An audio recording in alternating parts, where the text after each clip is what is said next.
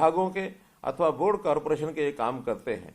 एक योजना बना करके, जैसा प्रधानमंत्री जी का आह्वान है कि मिशन कर्मयोगी, ये एक अभियान उन्होंने चलाया, हमने भी हरियाणा मिशन कर्मयोगी ऐसा एक अभियान चला करके अपने यहाँ जितने भी अधिकारी कर्मचारी हैं उनकी ट्रेनिंग, इसका एक कार्यक्रम शुरू किया है।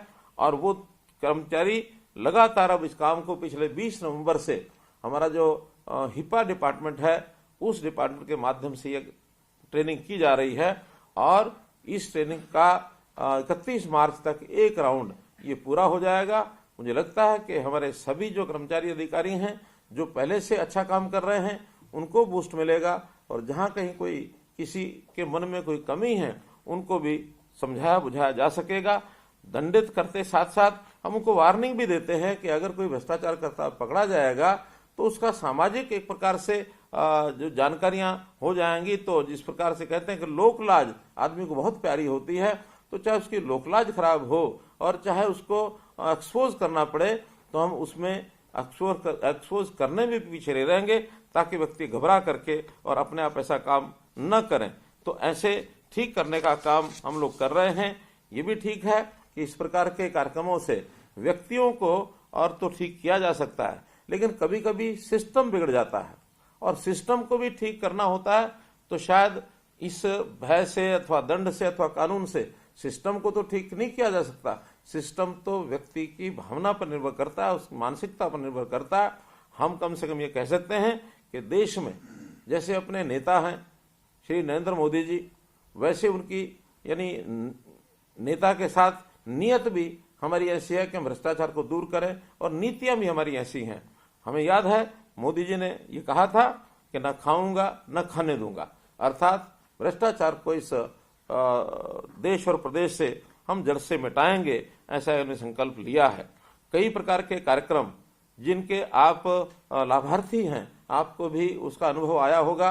जैसे मसलन जमीन की रजिस्ट्रेशन कराते हैं, रजिस्ट्री कराते हैं, तो जब रजिस्ट्री होती है हम काउंटर पर जाकर के खड़े होते हैं तो कुछ ना कुछ अनुभव आते हैं। उसी को ध्यान में रखते हुए हमने ई पंजीकरण प्रणाली ये करके और ई रजिस्ट्रेशन का काम शुरू किया था, ताकि आप अपने डॉक्यूमेंट्स वो अपलोड कर दें, और अपलोड करने के बाद और एक बार उसकी निरीक्षण हो जाए, उसकी चेकिंग होने के बाद अपने आप आपको रजिस्ट्री मिले, ताकि आपको काउंटर पर भी न जाना पड़े, केवल आपको रजिस्ट्री मिले।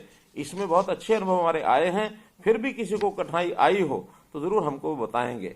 हमने इसी प्रकार से सारा डाटा किसी भी व्यक्ति का, परिवार पहचान पत्र के नाते से डाटा डाला हुआ है, ताकि कहीं भी कोई सेवा देनी होती है तो फैमिली आईडी के माध्यम से उस डाटा को लिया जाता है। रजिस्ट्री कराने के लिए जमीन का डाटा, ये भी हमने ई प्रणाली से डिजिटलाइजेशन उसका किया है, और ताकि हर प्रकार की जानकारी उस रजिस्ट्री के अंदर उसको मिल जाए। तो परिवार पहचान पत्र के माध्यम से ये सब सेवाएं हमको मिल रही हैं। प्रॉपर्टी के साथ आईडी यानी नो ड्यू सर्टिफिकेट, जो किसी भी विभाग को जमीन के ऊपर कोई ड्यूज है कि नहीं है, इसका भी ऑनलाइन उपलब्ध करा दिया गया है।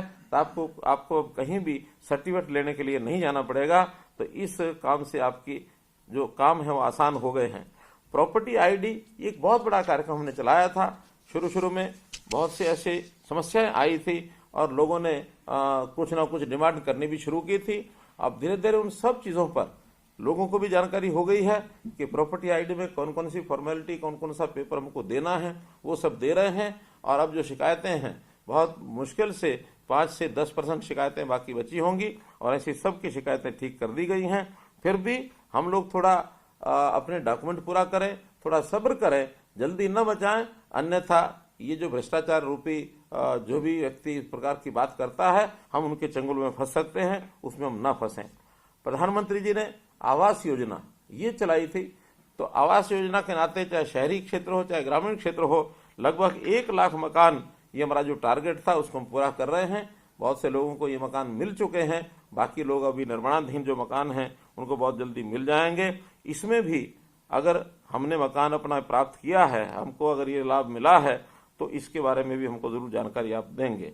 मकान की मरम्मत के लिए डॉक्टर BR अम्बेडकर आवास नवीनीकरण योजना, इस योजना में जो पहले कभी 25,000 रुपया मिलता था, हमने उसको बढ़ा करके 80,000 रुपया किया था और उसकी भी रजिस्ट्रेशन करके और हम उनको 80,000 रुपये देने का काम कर रहे हैं। पहले ये योजना केवल एससी और समाज के लिए मिलती थी, अब हमने सभी जो बीपीएल हैं उनके लिए इस योजना का लाभ उनको मिले, ऐसी व्यवस्था कर दी गई है। ड्राइविंग लाइसेंस ये भी ऑनलाइन किस प्रकार से आपको मिले, आप अपनी ट्रेनिंग लेकर के और ड्राइविंग लाइसेंस में अपनी जानकारियां भर दें, अथवा पुराने ड्राइविंग लाइसेंस को आपने रिन्यू कराना है, उसके लिए भी जो आवश्यक जानकारियां देने के बाद आपको घर बैठे लाइसेंस का रिन्यूअल हो जाएगा अथवा नया लाइसेंस बन जाएगा। इसमें भी आपको कोई कठिनाई नहीं आएगी। अगर किसी को कठिनाई कोई आती है तो हमारे ध्यान में कराएंगे, हम इसको और प्रोएक्टिव करके घर तक ये सारी सेवाएं आपको मिले। इसी प्रकार ऑनलाइन विवाह पंजीकरण, शादी के बाद पंजीकरण, विवाह पंजीकरण कराना भी बहुत कठिन हो गया था। अब हमने उसके अंदर सुधार किए हैं। पहले पति पत्नी को भी वहाँ जाना पड़ता था अथवा दोनों में से किसी एक के पेरेंट्स को भी जा करके बताना पड़ता था और कोई ना कोई प्रमाण प्रूफ विवाह का वहाँ देना पड़ता था। अब प्रूफ तो आपको अपलोड करना ही है, लेकिन ऑनलाइन पंजीकरण करने की व्यवस्था भी हमने कर दी है ताकि किसी को वहाँ जा करके और हाजिरी ना लगानी पड़े। तो ऐसे ये सर्टिफिकेट, क्योंकि विवाह पंजीकरण के जो सर्टिफिकेट हैं बहुत जगह पर काम आते हैं। अगर ज्वाइंट बैंक अकाउंट खुलवाना हो तब भी हमको चाहिए, अगर शादी आदि के पर्पज़ के लिए अगर हमको इकट्ठे जाना है पति पत्नी को, तो उसमें भी हमें जो विवाह पंजीकरण का सर्टिफिकेट होना आवश्यक है। और यदि बीमा कराना है उसके अंदर भी ये विवाह पंजीकरण जो है ज्वाइंट जो होता है उसका भी हमको लेने की आवश्यकता पड़ती है। तो ये भी ऑनलाइन करने की व्यवस्था हमने की है। बहुत लोगों को कमर्शियल एक प्रकार के जो कनेक्शन लेने पड़ते हैं बिजली के, कमर्शियल कनेक्शन अपने आप में बहुत कठिनाई थी, लेकिन उसको भी ऑनलाइन हमने किया है ताकि आप अपने जो भी डॉक्यूमेंट्स दे करके और कमर्शियल बिजली कनेक्शन को आसानी से ले सकते हैं। इसमें भी हजारों लोगों को और लाभ पहुंचा है, कोई कठिनाई नहीं आई है। तो इस प्रकार से जितनी भी हमने सेवाएं ये सब की हैं, इन सेवाओं का लाभ आपको मिले। और बहुत सी सेवाएं सरकार की ऐसी होती हैं समयबद्ध तरीके से मिले, उनका रजिस्ट्रेशन यानी उनकी जो सेवाओं का रजिस्ट्रेशन एक प्रकार राइट टू सर्विस सेवा के अंतर्गत कितने दिनों में वो सेवा मिलेगी ये रजिस्ट्रेशन होता है, तय होता है। पहले जब सेवा न भी मिले तो लोगों को अपील करने के लिए भी धक्के खाने पड़ते थे, लेकिन हमारे राइट टू सर्विस कमीशन ने उसका भी एक रास्ता निकाला है कि हर आदमी की अगर समय पर सेवा नहीं मिलती तो ऑटोमेटिकल अपील हो जाती है और उस अपील के बाद पहली अपील पर ही बहुत से लोगों को सेवा मिल जाती है। किन्हीं कारणों से पहली अपील पर नहीं मिलती तो फिर दूसरी अपील हो जाती है, अपने आप ऑटोमेटिक होती है, आपको कराने की आवश्यकता नहीं है। दूसरी अपील पर भी काम नहीं होता तो अपने आप वो जो शिकायत जो राइट टू सर्विस कमीशन है उसके पास पहुंचती है। मुझे बताते हुए खुशी हो रही है कि 3 लाख से ऊपर ऐसी सेवाएं जो फर्स्ट अपील में पहुंची थी कमीशन पर मात्र उसमें से 2000 के आसपास पहुंची हैं, बाकी सब फर्स्ट अपील पर अथवा सेकंड अपील पर हमारे अधिकारियों ने उस सेवा को दिया है। तो मित्रों, ये जो इस प्रकार की सेवाओं का लाभ आपको आसानी से मिले, बहुत व्यवस्थाएं हम कर रहे हैं। फिर भी मेरा मानना है कि कहीं ना कहीं कठिनाइयां आपको आती होगी। अगर इन कठिनाइयों को हमारे पास आप भेजेंगे तो मैं आपको वायदा करता हूं कि एक सरल जीवन जीने के लिए, जीवन को सुखमय बनाने के लिए आप किसी ऑफिस में धक्के ना खाएं, आपको दर दर न